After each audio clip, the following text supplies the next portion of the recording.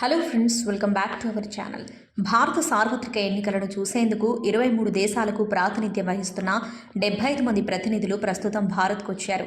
ఈ ప్రతినిధులు 6 రాష్ట్రాలలో పర్యటించి వివిధ నియోజకవర్గాల్లో ఎన్నికల సన్నాహాలను పరిశీలించనున్నారు.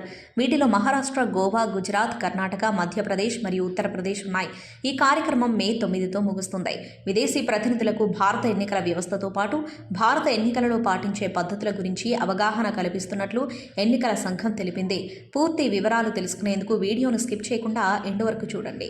Israel, Russia, Bhutan, Mongolia, Australia, Madagascar, Fiji, Kyrgyz Republic, Moldova, Tunisia, Seychelles, Cambodia, Nepal, Philippines, Sri Lanka, Zimbabwe, Bangladesh, Kazakhstan, Georgia, Chile వంటి 23 దేశాల నుండి భారత్కు వచ్చారు.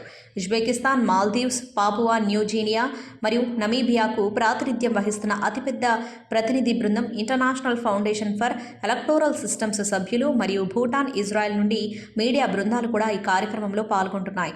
ఎన్నికల కమిషనర్ రాజీవ్ కుమార్ సమక్షంలో విదేశీ ప్రతినిధులతో ప్రత్యేక కార్యక్రమం నిర్వహించారు. ఈ కార్యక్రమంలో భాగంగా కజకిస్తాన్, ఉజ్బెకిస్తాన్ మరియు నేపాల్ ప్రధాన ఎన్నికల కమిషనర్లు మరియు వారి ప్రతినిధులతో వివిధ అంశాలపై చర్చలు జరిపారు.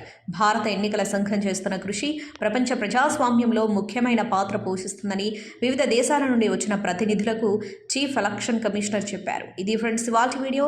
ఈ టాపిక్ పై మీ అభిప్రాయాన్ని కామెంట్ బాక్స్లో కామెంట్ చేయండి. అలాగే ఈ సమాచారం మీకు ఉపయోగపడినట్లయితే వీడియోని లైక్ చేసి మీ ఫ్రెండ్స్ అండ్ ఫ్యామిలీకి షేర్ చేయండి. ఇలాంటి మరిన్ని లేటెస్ట్ అప్డేట్స్ కోసం ఛానల్ని సబ్స్క్రైబ్ చేసుకుని పక్కన ఉన్న బెల్ ఐకాన్ని క్లిక్ చేయండి. ఇలా చేయడం ద్వారా మేము పెట్టే కొత్త వీడియోలను మీరు నోటిఫికేషన్స్ రూపంలో చూడవచ్చు. Thank you for watching.